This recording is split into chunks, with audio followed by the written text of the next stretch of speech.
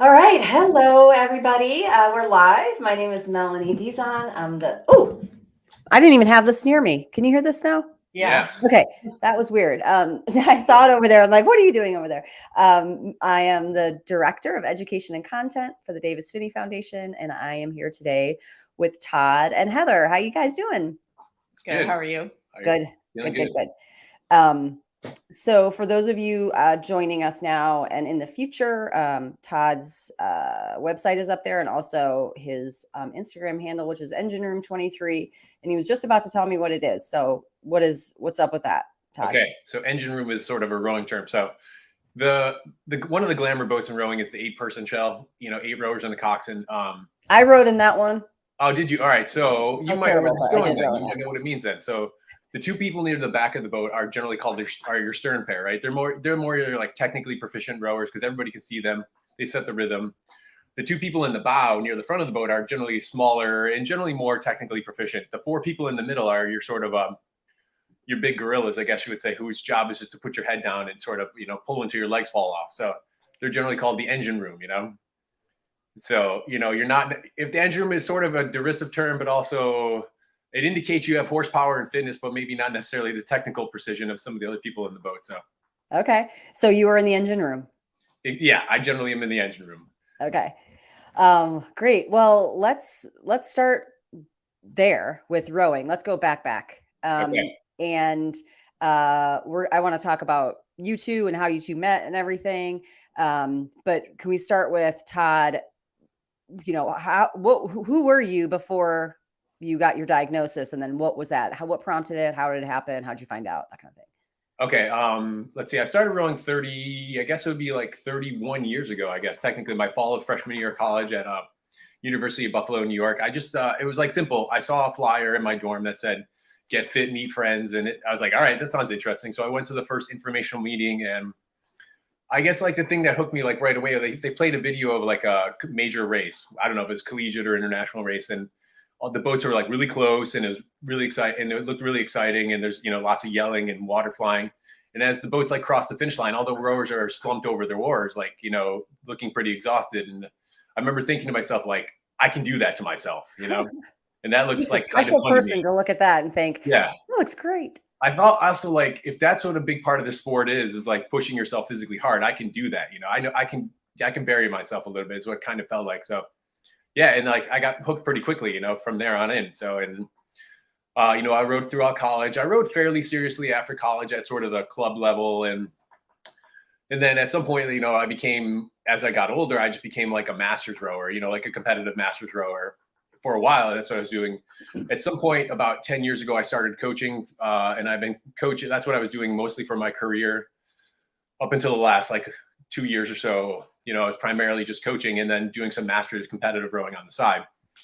And then when Parkinson came around, that kind of changed everything. So at first, when I got diagnosed, I thought I was going to be done with rowing, which was like kind of disheartening because that was like a lot of my identity, of like being was big the rower guy. did the like symptoms start impacting your rowing? That's why you Yeah, picked it out? yeah, it did. I mean, I got diagnosed in summer of 18, like August of 2018, and I remember having symptoms, say, in the fall of 17. Like, there's a big race in Boston called the Head of the Charles in late October, and I'm in a group that competes in that race, and so we had like an online training program that we were supposed to do on the rowing machine or on the water. And I remember like that whole fall, I just felt like tired and fatigued. I was like struggling to get through my workouts. And also I just felt like my rowing was bad. Like my technical skills had degraded. Like, and I didn't think anything of it at the time. It just felt unusual. I thought I was just getting old, really. Like I felt like I needed more practice and to train more.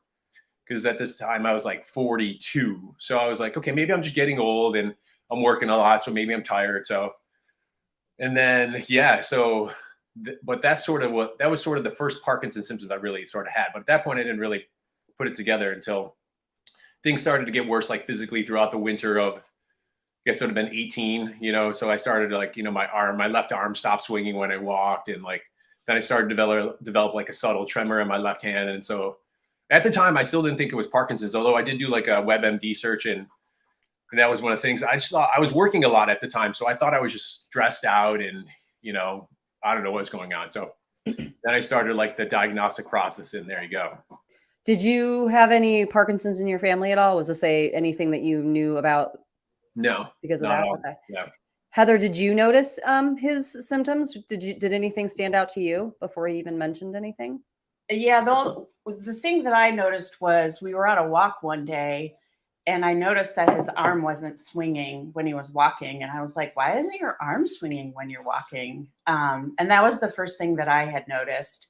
You know, he mentioned being tired, but I also was like, well, you're working out a lot, you work, maybe you're just tired. I don't know what to tell you. I didn't think sure. it was that significant. And so, and he didn't really complain about it that often. So I'd say that the arm swinging was the first sign, or And not so- swinging, as it were. Yeah. Yeah. Even with that, when I started, sorry, Melanie. With the arm swing, I just figured like I had like a shoulder problem, It's like you don't put these things together until there's like a lot of things going on wrong. Yeah. And as an athlete, I mean, 9 times out of 10, you're going to go to like the orthopedic issue, right? You're just going to go to like muscle or, that kind of thing. Yeah. So, okay. So then what did you do? You went just to see your regular doctor or? No, I actually went to see a naturopath first. Cause I just thought I was like beat my body up and I was working a lot. I know people, I was working like 60 hours a week, plus trying to like work out and things like that and have a social life. So I just thought it was like a stressed out, mess. So I would see a naturopath and, she gave me some like nutritional supplements and did some acupuncture, which felt nice, which felt good. Nice is the wrong way. It felt good. And she also had me do some blood work, and that's the blood work came back. This is when I realized it was something more. It's like the blood work came back and she looks at it and it all looks good. Like all my like hormone levels are good and everything, like testosterone and all my electrolytes and minerals and everything looks good. That's the point where I thought to myself, like, this is something more. Yeah. You're like hoping to get a bad blood result. Yeah. I was something hoping that's fixable. Yeah. Yeah, exactly. So, and then I went to see a neurologist, and then he did, all the standard diet, the neurologist, basic testing. And what was his, and how did he communicate it to you? Did you feel like it was a good experience? What was the, hey, go do XYZ? What was the? It was a good experience. I know the guy who diagnosed me has since retired, but Dr. Pfeiffer was his name. Like, he was great. He was a great doctor. I mean, he was really matter of fact about it. When I saw him initially in June, and then I had the DAT scan, which was sort of the definitive test. And then I saw him again in August. When I saw him in June, he's like, look, I think you have Parkinson's disease, but I didn't get the definitive diagnosis till early August. So. Were you with him, Heather, at that appointment? No. Was I there? No, I was by myself. So I called you right after. Oh, yeah. So, yeah, at first I was like, he was real, he was not nonchalant, but he was straightforward about it. He was like, yeah, you have Parkinson's, and, here's some of the things, here's what you're going to be looking for in the future as far as medication treatment. And he, gave me some pamphlets on like the Davis Finney Foundation and Brian Grant Foundation and Michael J. Fox Foundation, things like that. So, yeah. And so you didn't, it wasn't like start medication right away. He just said in the future. No, I don't remember when I started taking one drug, not like carbidopa levodopa, but I started taking this raceglane mesylate drug, an MAO inhibitor, like pretty early into the process. But I don't think I did it initially. I think it was like 6 months or so into the process. So, so I was unmedicated. I wasn't medicated at that point. So. Yeah, at first Todd didn't want me to like come to the testing or appointments with him. I was like, no, it's fine. I'm fine. But that changed a little bit. Yeah. I mean, that's the big thing. I think, I don't know for anybody, I'm sure this is the same for everybody. It's like, maybe for young onset people, it's even worse. Is like when you get diagnosed, I just like, didn't know, you're just like, what does this mean for the future, life, relationships, careers, like I said, I also thought too, that it was kind of depressing. I thought my days as a competitive rower were over really as well, which was like kind of depressing too. That was like something that I really put a lot of energy into. So, right. I don't know if I'd be able to coach still, because coaching is pretty physically demanding. You got to like, carry a gas down. There's lots of things that you have to do. You like got to put the motorboat in the engine. You got to carry the gas cans down. You're schlepping oars. It's like cold and windy outside. So it's like, I don't know if I'll be able to physically handle that anymore in the future. So anyways. Yeah. So your primary symptoms were tremor, like a little bit of rigidity or anything like that, Uh-huh. or yeah. Yep. Okay. Tremor, I would say like, yeah, left hand tremor. And then now I have a little bit of a left foot tremor. Yeah, rigidity. My left side hole basically doesn't function as well as my right side, and then like fatigue as well. So Mhm. like, I don't know what you call it. It's almost like psychological fatigue, like mental fatigue. So Mhm. and also it is experienced as physical fatigue too, but those are probably it then. Uh-huh. So And are you still just on the MOA, um, or are you no, taking I'm now not you're taking others? I'm taking a whole bunch of drugs actually at the moment. I take a dopamine agonist patch, one of the little transdermal patches, like a dopamine agonist. I take carbidopa levodopa. Now I'm on, a good amount of that. And I take, let's see what else, trihexyphenidyl, which is designed to, treat dystonia. I get some like dystonia, like when, especially, okay, the only time I really get dystonia is when I'm on a bike. Actually, Mm. I used to run and cycle a lot as well, but running's like really hard. Running's hard to do now, and cycling, I still ride my stationary bike and use my commuter bike, but I get like dystonia in my left calf a lot when I bike. Mm. Hmm. So, which is unfortunate, but And running is hard because of balance or your leg dragging or yeah, it's mostly the left leg dragging, and also kind of my left leg turns out, so my left foot turns out, so it like alters my gait when I'm running. Like walking's fine, Mhm. but running, it just seems hard on my body. Like I used to run a lot. That used to be my primary cross training for rowing, but now I don't really run at all anymore. It's just like it beats my body up more in a bad way, and it's like doesn't feel good anymore. So it's hard to do. Right. Which is funny to say. Like everybody says, yeah, well, that's running. Well, no, it wasn't like that before. Like I used to really like It running. So, shouldn't be that way, right? Yeah. yeah. So Okay, the rowing's so you okay though. guys you get the diagnosis, Heather, Mhm. he comes home, this is it. I have Parkinson's, degenerative, it's not getting better, there is no cure, this is what we're in for. What was that conversation like, and what were some of the things that you talked about?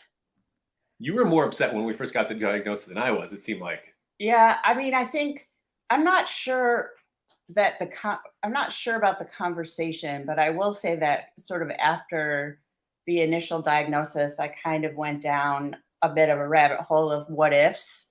What if this and what if that and what's going to happen and how's it going to look and what if he can't XYZ.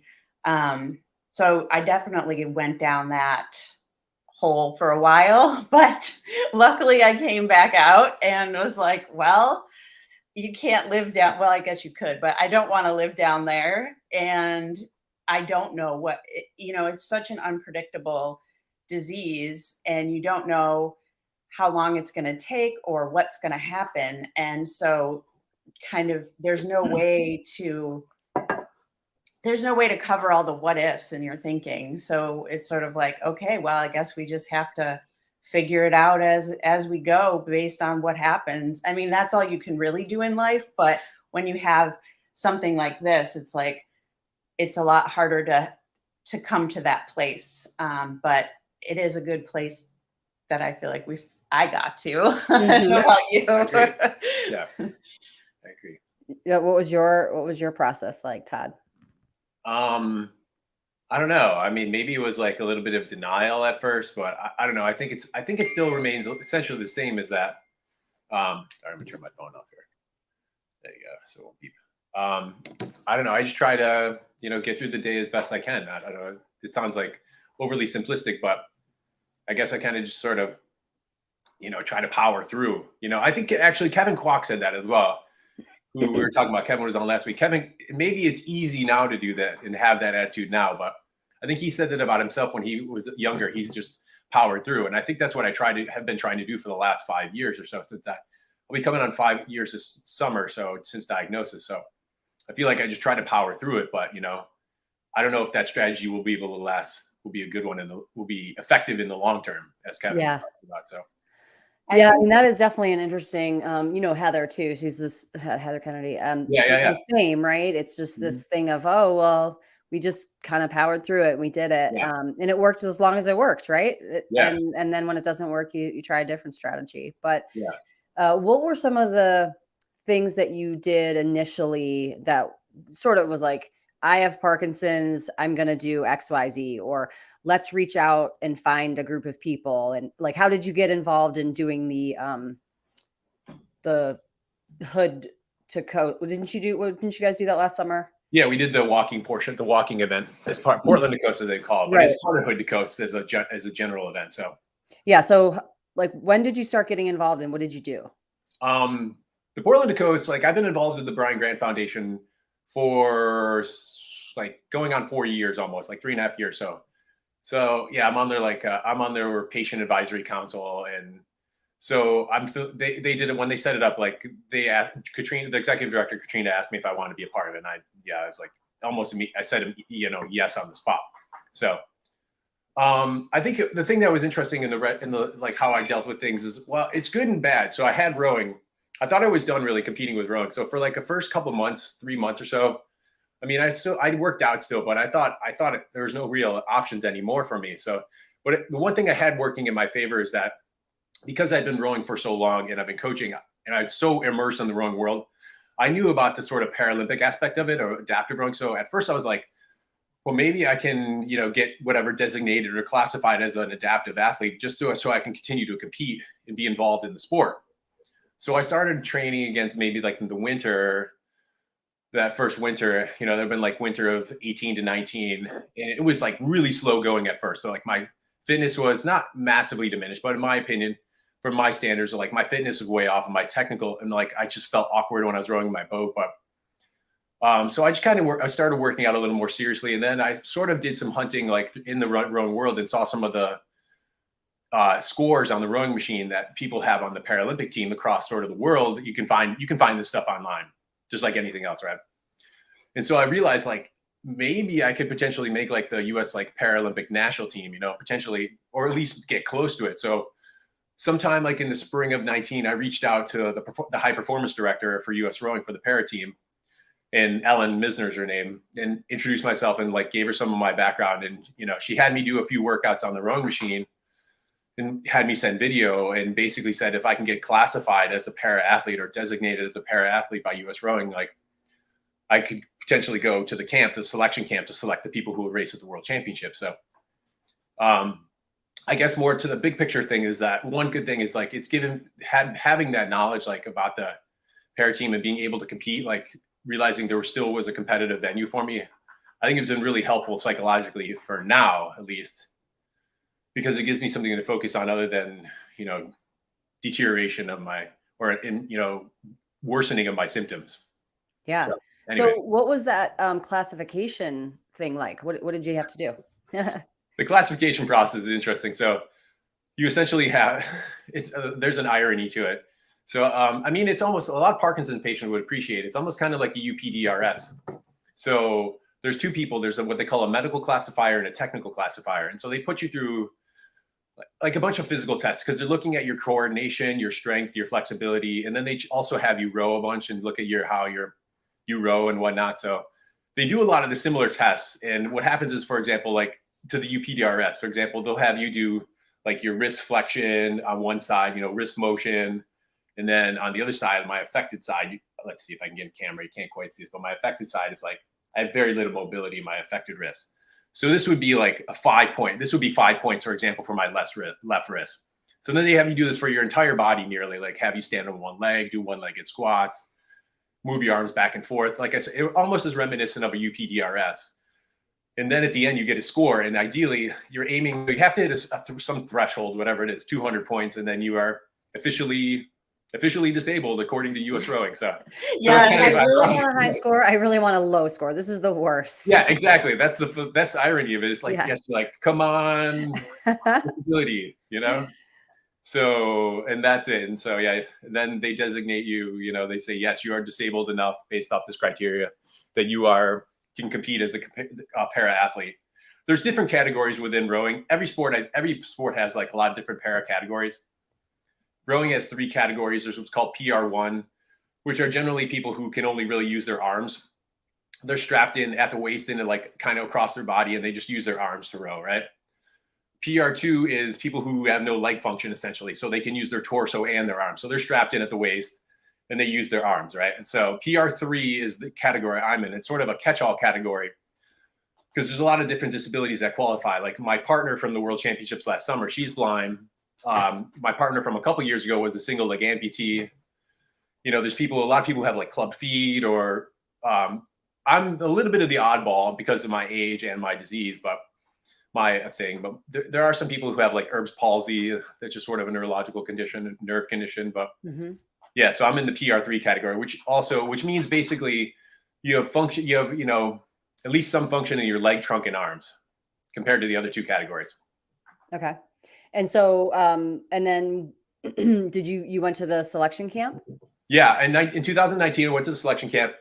I eventually ended up in a two-person boat, with me and another guy, each one oar a piece, a pair as it's called. We went to the World Championships in Austria, and we raced in our event, the PR3 pair, men's pair. We finished in 6th place, which is also a way to say it's a nicer way to say how we actually finished. Because there were only 6 entries, so we finished in last as well. But 6th place sounds better than dead last, so.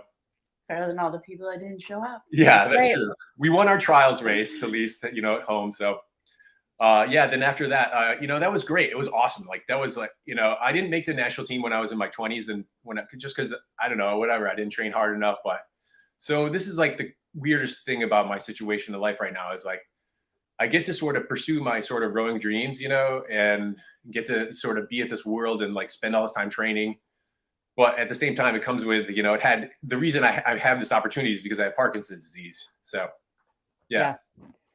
And I feel like that came fairly quickly after diagnosis. Yeah, it was maybe exactly. I think at first you kind of went into a little bit of a hole and, or kind of like withdrew a little bit and pushed me away and kind of had to deal with it. And then it was like, okay, I'm going to become a para rower now. Yeah. And then it's been all para rowing all the time. Maybe this is like a coping strategy. It's like a little bit of I can live in denial a little bit.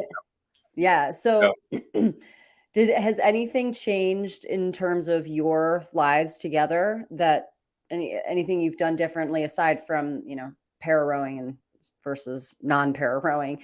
Anything that you guys have done differently, or approaches that you've taken that you maybe wouldn't have? Or I don't know. I mean, outside of the context of where our lives are right now, I don't know if there's anything massively changed, I would say. What do you think? Well, I mean, it's hard to parse that out from everything because it is everything. Yeah. So one of the things that happened was, so when he got invited to the camp, he was working full time, and he asked, and he was a coach at a community rowing, and he asked if he could go to the camp and have some time off. Take a leave of absence. Yeah. And they said no, that if he went, he was essentially leaving his position. So he left his position. And so his employment has been kind of sparse and patchy since then. And his training has been very high, and he was gone. He's gone in the summers. He was in Boston for several months. Last year he was in Boston, and then last year wasn't so bad. Last year wasn't as bad. The year before, here mostly. You were gone traveled for 3 months. Yeah. In 21 was the Olympic year, right? Because the 2020 was Tokyo was postponed to 21. Right. So in 21 and 19, I spent essentially 3 months in Boston, 2.5, 3 months, like in Boston, because that's where the Paralympic Training Center is. So that's the designated training center out of one of the boathouses there. So yeah, it's made life like complicated and tricky. I do get a stipend and health insurance from the U.S. Olympic Committee. So, your tax dollars at work, there's your tax dollars at work. So, which is good. I mean, I do think that's, who knows, would you have taken that opportunity? Let's say, even if it was not a Paralympic, like, would you have said, well, I guess I'm just going to deal with my career? Would you have thought differently if you didn't have Parkinson's? Right. I just think a lot of people make choices, differently once they find. I don't know. If I didn't have this para row thing, I probably would have tried. I don't know. I do wonder this a lot because because that job I liked it a lot, but it was, like I said, it was very demanding, like time wise and physically demanding. It was hard. Like it just in of itself, like that's a good question. I would like to think I probably would have tried to stuck around with it, but who know, that's hard to say. You probably would have been there at least for another Probably would be able to like year ground out another year maybe, but Yeah. or so, but I don't know how long Yeah. you would have been able to continue. I would like to think I probably would have stuck it out for another year and then either had to change the position or move to a different job. So Yeah. Yeah. it's definitely impacted my career, Right. but such as it is. So Heather, has there been any things that you've done as a care partner that, or have you been like, well, I haven't really done anything yet? You're just kind of thinking about there might be a time when I will need to help out, or what are some things that you do help out with? Well, I would say I help out with allowing Todd to not work and to train. That's a huge help. I just got the real job that pays the bills, which is the most important thing. So that allows everything else to happen. So. Yeah. So that's mostly what I do. And that's what I appreciate, and I thank you very much for that. Like, no, seriously, it sounds like I'm being sarcastic, but No, I know how much that is, how valuable that is. That is quality of life right there. So. Yeah, if you have, having the support system in the setup that allows me to do that, allows me to essentially train as a full-time athlete. I wouldn't be able to do that, like I think this is one of the reasons I didn't pursue elite rowing more when I was in my 20s is like I just didn't see a way to do it. There's no way I could figure out how to live and train, 2 sessions a day plus a full-time job. Like I just couldn't figure out how I can make that work. Right. So, do you guys have kids or animals or anything? we don't have kids. We have a dog. She's asleep somewhere in the house. She's awesome. She's a 4-year-old chocolate lab. Nice. She's great. Her name's Lona. She's a really good dog. So yeah. How did you tell family and friends and your work and all of that? I think I told my family pretty quickly within the first week or so. I think I told them almost immediately because I told them that after my initial preliminary appointment with Dr. Pfeiffer, my doctor, I told them that like this is happening. So I didn't keep it from them. I think I told them within a day or two of my formal diagnosis. As far as my job, I told my one coworker at the rowing club about it pretty early.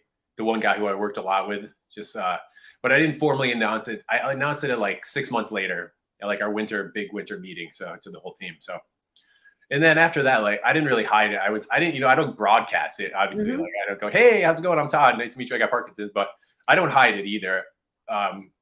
Which I don't know, maybe it's been helpful. And I guess my life is set up so that I don't need to hide it per se. So yeah, I will say that you definitely are pretty open about having it and not. I think at first, you tried to hide your tremor a little bit. Yeah. But you really can't hide it anymore. Yeah. And you can see it. You really have been pretty open about just, hey, there's no reason to hide it. Yeah. But I do feel like a lot of people do hide it. But you haven't. Yeah. Yeah. Did you try and get any disability or anything like that? No, I haven't. I suppose at some point it's probably gonna become a reality, but no, I haven't. Yeah, I've just been kind of doing my regular thing, I guess you'd say. Yeah. It's always interesting. I ask just because I'm asking what everybody's going to be asking, right? They want to I want to try that. Like, what's the deal? How do I make this happen, right? So, yeah. Yeah. It's probably gonna be real. Hopefully not for 10 years maybe or so. I don't know. We'll see. But Yeah. I do feel okay. Getting to this is like I was thinking about this one thing. So I'll have 5 years on diagnosis since I was diagnosed in the summer. One thing I do feel I have Parkinson's is so variable, so I don't want to make any conclusions based off this. But my symptoms haven't really they progressed definitely. Like my tremor is worse, like in my left side. But beyond that, like, and there's some other, everything is like subtly. But I don't think there's been I haven't massively had a massive amount of degeneration. I would say in the 5 years, like. I feel like I can still talk like really well. My brain, like I can still process words well, and I can still think pretty clearly. And on the whole, I move really well. I can still like move couches around and move beds around. Like if I need to, I can pretty much do everything I need to do on daily living. Some things are harder, like putting the duvet on. I always hated putting the duvet. I was like that is totally not part. Anybody like doing that? So like things like that is a little more challenging, but. Right. Luckily, I haven't had a massive amount of degeneration over the course of the last 5 years. So, knock on Yeah, let's hope that continues as long as possible. Yeah. All right. So what are you most looking forward to? What are both of you most looking forward to in the next 6 months or so? Okay. Yeah, I'm chuckling because like, my life, sometimes I can be a little self-obsessed and like self-absorbed. So particularly with rowing when it comes to it. So I'm trying to like, you know, I don't want to say just my rowing focusing things, but I want to, She just was like, yeah, dude, whatever. So I would say the thing for both of us, like that I'm really looking forward to for us as a family here is like the World Championships this summer are in Belgrade, Serbia. So assuming I make the team again this summer, which, obviously is like my training has been going great. I've been like utterly killing myself this past like 6 months. But assuming I make the team, I think the plan is to like go to Serbia, have Heather will be coming watch me in Serbia, and then like take a little mini vacation like over there, go to Greece or something afterwards. So nice. yeah. And what are the dates of that? The World Championships are they start on September 3rd, and it's in Okay. Belgrade. It's in Belgrade, Serbia. So as far as rowing stuff too, like here's the calendar, and then we can talk about other things too, like just seeing it's relevant.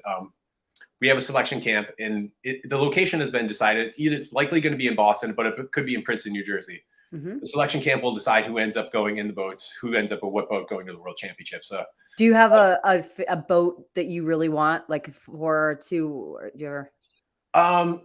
Yeah, not necessarily. I would say so. There's two events for the Paralympics. There used to just be one event at the Paralympics for my category, for the PR3 category. They've added a second category. So there's a mixed gendered double scull. So 2 people and 2 oars, mixed gender. So 1 man, 1 woman, 2 oars each. There's also the mixed gendered 4-person boat. So, and that's 1 oar each, 2 men, 2 women. So it used to be just the 4, but they added the double last year to the Paralympic program. So that boat has suddenly become like, much bigger priority. I really like the scull, as it's called, with 2 oars. So I'd love to be in the 2-person boat in the double. However, like if the 4, I'd gladly go in the 4 too, especially if the lineup is good. So, like my goal this year is like, I really want to win a medal at the World Championships. Like I thought last summer, my partner Pearl and I, we finished in 5th in the World Championships, and like we had a good race and all, but we had higher expectations, I guess you would say, than that. So we trained so hard, and we also had like nice results throughout the year. Like we went to Italy in the beginning of May or late May. And we won the para race there. We beat like all the European teams. We put down some fast times too. So we were pretty enthusiastic, thinking we could, we had a real shot at a medal. So I guess that's part of my training too now. Is like 5th place is really sort of, I don't know. It sounds like bad to say this. I feel like ungrateful, but it was awesome to be at the World Championships again. But our goal was higher than just to be there, to be a participant. It was to come away with a medal. So come in 5th place like stings a little. Yeah. So. What other things we got? That's like from rowing and life. So hopefully, like I said, big thing, Serbia and your Europe trip, right? I don't know. We were talking about doing, you can talk too, but I'll say like, we were talking about doing like a spring break trip. Like at some point we're going to take like one at least mini vacation before the camp this summer. Yeah. So what else out there? What do you got? I don't have anything else in the next 6 Wait, months. did you ever row? Were you a rower? I have rowed, but I'm not a rower. Okay. I was not a rower in college. I rowed a little bit after college, but you were a good sculler. It's not. Did you meet in college? We met in college. We did, yeah, through rowing actually as well. So yeah, the woman who was coxing, I was in a 4-person boat my senior year, and plus a coxswain. The coxswain, for anybody watching this, I don't know who's watching this, but the coxswain is the smaller person who sits there and steers the boat and has a little radio system, a little microphone system, and gives out the commands and tells you where you are in the race and tells you to go faster. So the coxswain of the boat I was in my senior year was a mutual friend between the two of us, and she introduced us. All right. Well, we saw each other at the gym. Okay, we seen each other, but we didn't know each other. And then we got introduced. Then Allie introduced us as such as it was. So. Yeah. So this March we're celebrating our 27th anniversary. That is bananas. What we done together, yeah. So cool. 19-year marriage anniversary. Yeah. Yeah, you rode too, Mel. Did you row? Well, I just rode in club, and then I rode here for fun. Like our res had like a rowing boulder running club or rowing club or something like that. So I did that. in an 8-person. So Yeah. So, super okay. So fun. you're familiar with it, at least, a Yeah. little bit. So, Yeah. Super fun. It's Okay, not so for Manisha me. asks, motor symptoms show gradually. Obviously, were you aware of any non-motor symptoms? And have any non-motor symptoms been an issue for you? Like, was it something that you looked back and said, oh, aside from like the fatigue, like a lot of people, um, anxiety, depression, anything like that? yeah, there was. I still don't know what to make of this, but I had a couple non-motor symptoms, I guess you would say. Like, well, I don't know if you call this a motor symptom, but and this is like when you look back, I can see instances in like the 2016 where I had these really random sort of things occur. Like I remember in 2016, there's approximately I was like kicking in my sleep and having these like Mm, weird sleep behavior, hmm. and like something changed when I look back. I remember in 2016, I started having like anxiety while I was at work. I never had that before. I never experienced that, and it happens sometimes like when I get really like amped up about things. I like never experienced anxiety prior to that. Like, and that's when I started having these like oddball one-off symptoms. So I don't know. I mean, it seemed like something just sort of changed in my head almost in 16. And yeah, because I remember I'd be at work and have like anxiety sort of issues. Like I'd be like short of breath and everything. Mm, And it never happened. I never experienced that before prior to that. So yeah. I don't know. You can probably Heather can speak to this too. Well, I don't know about the work anxiety, but Yeah. definitely some sleep disturbance issues early on that were intermittent. Now Yeah. he has a lot more sleep movements. Yeah. I am always so curious about, we have so many, just because of, our mission and who we are. We have so many athletes that end up, coming to the Davis Finney Foundation or connecting with us, and especially young onset. And I'm always just so curious because they've been so in touch with their body their whole lives. Yeah. They're very keyed into stuff like that, Yeah. that the minute something's off, whereas somebody who might not be could be, 10 years down the road before they even decide to do something, right? They're just Yeah. like, "Oh, Yeah. my For sure. body's just whatever." And so, I think that's sort of there's a blessing in so many ways that Yeah. you're an athlete before. You've got so much built up memory, muscle memory, all of those things that are needed to keep moving while you have Parkinson's, but also just, helping catch it earlier is, Yeah, that is definitely I can 100% speak to that. I had like a knee injury like when I first started like winter of 18. I remember I tweaked my knee. I used to be a runner, like I said, a pretty serious runner, like recreational runner. But I remember I like tweaked my knee and my foot was moving weird. I'm like, this isn't due. I remember thinking like, why is my foot moving weird? And this is odd. Then I like tweaked my shoulder as well, and I'm like, this is weird. Like I just had all these like weird things happening with my body that didn't make any sense. right. Yeah. So what is your advice to people, that come away with a new diagnosis of YOPD? What would you offer them? Um, okay, let me think about this for a second here. A couple things. So one thing I realized is that this is advice that I didn't even take myself, but I've come to realize here's where I'm going. I've been involved with a lot of groups now through Brian Grant Foundation and like working with you guys, and so I've met a lot of people with Parkinson's, and it's been nice actually. And there's another organization in town, so I would say like try to connect to people who are it's like some support system. So it sounds obvious, but it actually is more helpful. I think at first I thought I don't really need to go to a support group, or I don't need to talk to anybody else with Parkinson's, but I think it's nice actually to be able to like commiserate a little bit. There's that aspect of it. So it can give you a sense of, okay, you can maybe learn a little, people can talk about their experiences with various medications and, procedures like DBS and things like that. And I don't know. It also, I think, gives you a sense of like what the future may look like, or like talking to other people based off their experiences. So yeah, there's that. Yeah. I don't know. Heather- Philosophically, sometimes I think that one thing, if there's a good thing with Parkinson's, is that it helps you like helps you give you a little like wisdom about people and like things they may be dealing with in their own personal lives. So Yeah. Heather, what about you as a Parkinson's care partner? What would you offer people? Well, I guess kind of what I said earlier, you can't really live in the what ifs because yeah, it's too big of a what if. I guess I would also say to try to encourage the person as much as you can to express what they need, because I feel like a lot of and a lot of time, you know, Todd talks about what all other people they share a lot of their advice, and Yeah. not necessarily people that know anything. And I think it's important as the person who has Parkinson's to be able to say, hey, you know, that's not helpful to me. And I really don't need you to tell me that. So I try to, I, I guess I would say to try to encourage the person to say what they need. And I try to listen to what he needs. And I also try to not I think at first it was like, oh, his hand is tremoring, like maybe I can jump in and help him do something.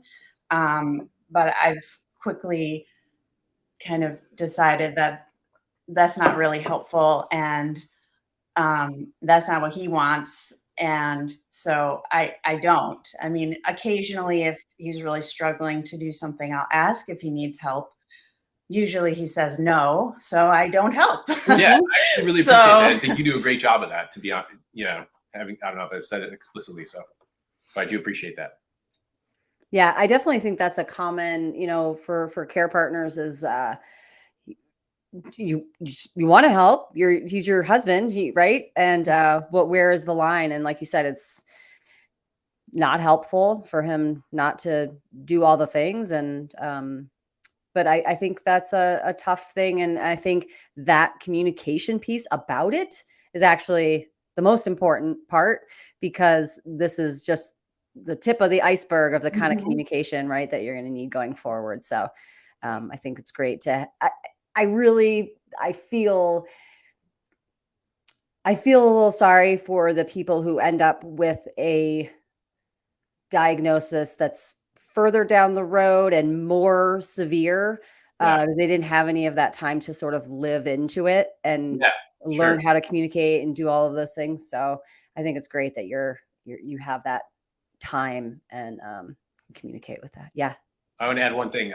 This is, I guess, I meant to mention this before, but I don't know, a bigger message that I don't know if this is like philosophical, but Heather made me think this as well, is that all right, this may sound a little weird, but sometimes people will tell you, oh, you know, don't worry, there'll be a cure in 5 years, you know, and there'll be some cure on the horizon. And I kind of hate that advice sometimes, because who knows whether that's true, first of all. So, and also it means, like, you know, I don't want to waste the 5 years I have between now and then. So I guess this is sort of my main piece of advice for people with Parkinson's, like, still try to like do something that provides there is still like you know, every moment down the line is going to get worse, technically, you know, philosophically speaking. So this moment right now is the best you're going to feel. So like, try to do something at least that's enjoyable or productive or provide you some joy. You know, don't like wait to like, you know, don't think your life is over and don't wait for the future. Like it makes you be a little bit of like a Buddhist or whatever. Like like now is the most important moment of your life. You know? This is the best I'm going to feel, because in 5 minutes, you know, microscopically, I guess I'm going to be slightly worse off, you know? Right. And Right. again, that's true for everybody, but Yeah. it's way more pronounced when you have a degenerative Exactly. disease. Yeah, we all know we're going to die at some point, but Yeah. whether like 40, 60, 20 years down the line, but like having Parkinson's, like, makes it real evident, like, I'm going to be, you know, I'm going to be in worse shape, you know, hopefully in 5, 10 years, but, you know, I'm going to be in worse shape, you know, in a year. So like, Mhm. don't wait for the future to start doing something you like enjoy doing, you know, to find some joy in your life. So Right. Absolutely. Well, I really appreciate both of you taking the time. I love talking to you know, both of you. It's been really great meeting you, Heather and Todd. Everybody, you guys can check out his website there and follow him on Instagram. And we will be following you this summer. We hope that everything happens fabulously. You go to Serbia and it's just an amazing experience. So we'll be rooting for you. thank you. Yeah. Great. Yeah. Nice to say Thanks, hi. everybody. Thank you. Thank you. Nice meeting you. You too.